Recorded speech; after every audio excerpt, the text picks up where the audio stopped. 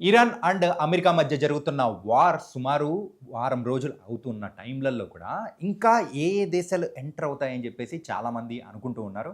మరి ఈ దేశాల జాబితాలో మరి ఎవ్వరు ఎక్స్‌పెక్ట్ చేయనేమి అవసరం లేదు. అండ్ ఈ పర్సన్ అంటే ఈ దేశ అధ్యక్షుడు ఎంటర్ అయితే మాత్రం మొత్తం పెంట పెంట అయిపోతుంది.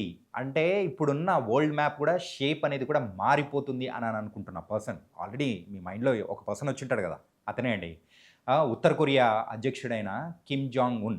మరి తనైతే ఇప్పుడైతే అమెరికాకు ఒక వార్నింగ్ అనేది కూడా పాస్ చేశాడు. అది కూడా ఏంటి? మా దేశ భద్రత అనేది కూడా మాకు ముఖ్యం. మమ్మల్ని కనుక కెలికితే మేము సైలెంట్‌గా ఉండం. సో, ఆ దగ్గరున్న అణుబాంబు కేవలం మా రక్షణ కొరకు మాత్రమే. అది ఏమన్నా గానీ మీరు తేడా చేస్తే, మరి రిటర్న్‌లో మేము వేయడానికి కూడా మేము సిద్ధంగా ఉంటాము. అని చెప్పేసి ఉత్తర కొరియా అధ్యక్షుడు కిమ్ జాంగ్ ఉన్ అనడం అనేది కూడా సో, ఇప్పుడు కొంచెం ప్రాధాన్యత అనేది కూడా సంతరించుకుంటున్నాయి. అండ్ మనకు ప్రీవియస్‌గా కూడా తెలుసు. ఇరాన్ వచ్చి చైనా అండ్ ఉత్తర కొరియా వీళ్ళందరూ కూడా సపోర్ట్ చేస్తూ ఉంటారు ఇరాన్‌కి. కాబట్టి ఇప్పుడు ఇరాన్ అయితే సో, మిగతా ఏ దేశాలని ముందుకు లాగుతుంది, ఈ యుద్ధంలోకి లాగుతుంది అని చెప్పేసి కూడా అనుకుంటూ ఉన్నారు. ఎక్కడైతే యూఎస్ బేస్ మరైతే ఉంటాయో, ఆయా దేశాల మీద కూడా ఆల్రెడీ దాడి అనేది కూడా మొదలుపెట్టేసింది. మరి ఈ యుద్ధం స్టార్ట్ అయ్యి సుమారు వారం రోజులు అవుతున్న టైంలలో కూడా ఇంకా ఏ ఏ దేశాలు పార్టిసిపేట్ చేస్తాయి. ఇది ఇప్పటివరకైతే ఉన్న సిట్యుయేషన్స్‌లో అయితే హాఫ్ వరల్డ్ వార్. సో, ఇందులో నాటో దేశాలు గనక పాల్గొంటే మాత్రం ఖచ్చితంగా ఇది వరల్డ్ వార్ 3కి దారి తీసే అవకాశం మాత్రం ఖచ్చితంగా ఉంటది. కాబట్టి ఇలాంటి సమయంలో కిమ్ వచ్చాడంటే మాత్రం ఖచ్చితంగా అందరూ అనుకున్నట్టే మరి అణుబాంబ్ ఎవరి మీదేస్తాడో, ఎప్పుడేస్తాడో, ఎక్కడేస్తాడో ఇలాంటి సిట్యుయేషన్స్ అనేది కూడా వస్తుంటాయి. కానీ మరి సోషల్ మీడియాలో అయితే మనము కిమ్ మీదైతే కొన్ని కొన్ని మీమ్స్ అనేది కూడా చూస్తున్నాము. సో, మీరందరూ ఆడుకుంటున్నారు. మరి నన్ను ఎంటర్ కానివ్వరా అని ఇలాంటి మీమ్స్ అనేది కూడా మనం చూస్తున్నాం. కానీ రియల్‌గా ఒక్కసారి మరి కిమ్ లాంటి పర్సన్ మరి ఈ యుద్ధంలోకి ఎంటర్ అయితే మాత్రం సో ఖచ్చితంగా పరిస్థితులు వేరుగా ఉంటాయి. అండ్ డైరెక్ట్‌గా అమెరికాకే వార్నింగ్ అనేది కూడా ఇస్తున్నాడు. ట్రంప్‌కే వార్నింగ్ అనేది కూడా పాస్ చేస్తూ ఉన్నాడు. ఆల్రెడీ మనం రీసెంట్‌గా మనం చూసాం. ఈ వార్ స్టార్ట్ అయిన టైంలలో కూడా మా దేశ పౌరులు వాళ్ళ భద్రతకి ఏదైనా ప్రాబ్లమ్ వచ్చింది అంటే మాత్రం మేము యుద్ధంలోకి ఎంటర్ అవుతాము అని చెప్పేసి. ఇలాంటి సిట్యుయేషన్స్‌లో మరి కిమ్ మరి ఏం చేస్తాడు, ఏంటి అనేది కూడా అందరూ ఆసక్తిగా చూస్తూ ఉన్నారు. అండ్ కాపోతే ఇప్పటివరకైతే చైనా అండ్ భారత్, రష్యా ఈ దేశాలు ఏదైతే టాప్ 5లో ఉన్న దేశాలు మాత్రం సో, ఈ యుద్ధం మీద రెస్పాండ్ అవ్వడం కానీ, దానికి సంబంధించి ఒక స్టేట్మెంట్ ఇవ్వడాలు కానీ మాత్రం ఏం చేయలేదు.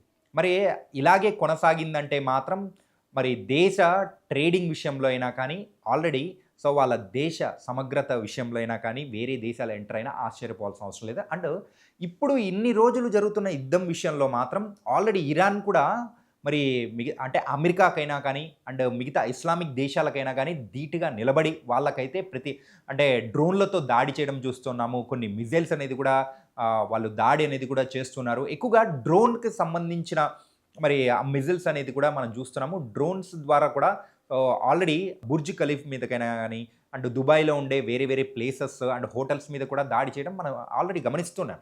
కానీ ఇలాంటి సిట్యుయేషన్స్ ఒకవేళ కొనసాగింది అంటే, మరి మన పరిస్థితి ఏమవుతుంది అని మనకు కూడా క్వెషన్ మార్క్ వస్తూ ఉంటుంది కదా! అంటే మనకేముంది భయ్యా!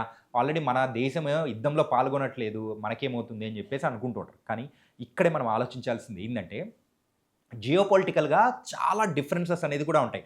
అంటే వేరే దేశంలో ఏదైనా జరిగితే మన మీద ఇంపాక్ట్ ఎలా ఉంటుందో ఒకసారి చెప్తాను చూడండి.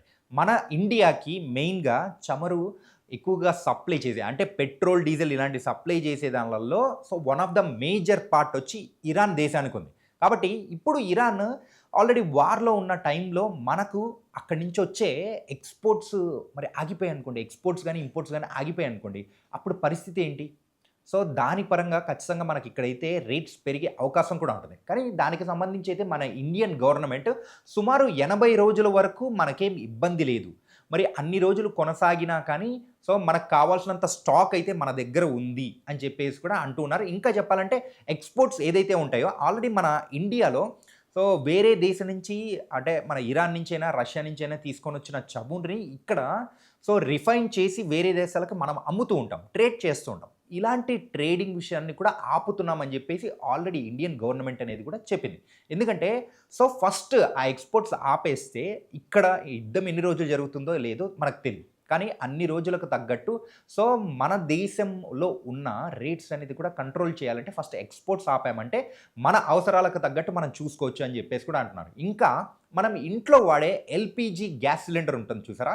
సో అన్నిటికంటే ఫస్ట్ దాని మీదే ఇంపాక్ట్ పడే అవకాశాలు ఉంటుంది. అండ్ ఈ యుద్ధం కొనసాగుతూ వెళ్తుందంటే మాత్రం ఎల్‌పీజీ గ్యాస్ సిలిండర్ కాస్ట్ ఖచ్చితంగా పెరుగుతుంది. అది ఇది డీజిల్, పెట్రోల్‌తో కంపేర్ చేసుకుంటే ఎల్‌పీజీ అన్నిటికంటే మరి ముందుకి అంటే రేట్లు పెరిగే అవకాశం కూడా లేకపోలేదు. అండ్ ఈ అన్ని విషయాల్లో కూడా సో ఈ డే 7లో మాత్రం యుద్ధం విషయాలైతే బోలెడన్ని కూడా ఉన్నాయి. ఆల్రెడీ ఇరాన్ అయితే తన అటాక్ అనేది కూడా కొనసాగుతూ ఉంది. అండ్ అక్కడ అధ్యక్షుడిగా కొత్త పర్సన్ అనేది కూడా ఎన్నుకున్న తర్వాత మరి అమెరికా కూడా సో నెక్స్ట్ ఏం చేద్దాము, ఇజ్రాయెల్తో తన పావులైతే కదపడానికైతే ముందుకు వెళ్తూ ఉంది. ఫస్ట్ ఇజ్రాయెల్, ఇరాన్ మధ్య ఉండేది. తర్వాత అమెరికా వచ్చింది. అమెరికా వచ్చిన తర్వాత నెక్స్ట్ ఈ యుద్ధంలోకి మళ్ళీ మిగతా ఇస్లామిక్ దేశాలు ఏదైతే ఉంటాయో వాళ్ళందరినీ కూడా మరి లాగాలని చెప్పేసి చూస్తూ ఉన్నారు. ఎక్కడైతే యుఎస్ బేస్‌కి సంబంధించి మరి ఏ దేశాలైతే వాళ్ళు ప్లేస్ ఇచ్చారో మరి వాటి మీద కూడా ఇరాన్ చాలా ధీటుగా దాడి అనేది కూడా చేస్తూ ఉంది. కాకపోతే ఈ యుద్ధం అయితే ఇంకా ఎన్ని రోజులు కొనసాగుతుంది అంటే మాత్రం ట్రంప్ దగ్గర నుంచి మాత్రం ఒక డిఫరెంట్ వాదన అనేది కూడా వినిపిస్తుంది. It's might be 30 days, 40 days ఇంకా ఎక్కువైనా అవసరం అంటే లేకపోలేదు. ఇంకా ఎక్కువైనా పెరగచ్చు అని చెప్పేసి కూడా అంటున్నారు. కాబట్టి సో జియోపొలిటికల్‌గా అయినా కానీ, సో షేర్ మార్కెట్ పరంగా అయినా కానీ, సో ఈ వార్ యొక్క ఇంపాక్ట్ మాత్రం ఖచ్చితంగా ఉంటుంది. అండ్ ఎక్స్‌పోర్ట్స్, ఇంపోర్ట్స్ మీద కూడా ఇంపాక్ట్ ఉంటుంది. మన దేశానికి వచ్చే రాబడి, దిగుబడి విషయంలో కూడా సో దీని యొక్క ప్రభావం ఉండబోతుంది. కాబట్టి సో ఇలాంటి వార్ అప్డేట్స్ మరైతే ఇంకా మీ అందరికీ కూడా మేము అందిస్తూనే ఉంటాం.